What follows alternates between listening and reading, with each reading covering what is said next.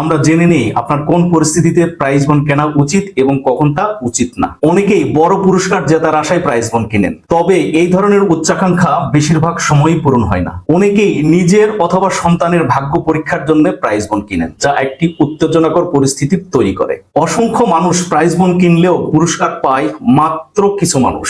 এর কারণ অর্থনীতিতে সাপ্লাই এবং ডিমান্ডের একটি মৌলিক নীতি। সহজ কথায়, বাজারে যদি কোনো পণ্যের সাপ্লাই বেশি থাকে তাহলে তার চাহিদা কমে যায় এবং দামও কমে যায়। উল্টো দিকে যদি সাপ্লাই কম থাকে তাহলে তার চাহিদা বাড়ে এবং দামও বাড়ে। প্রাইজ বন্ডের ক্ষেত্রে ওই একই নীতি কাজ করে।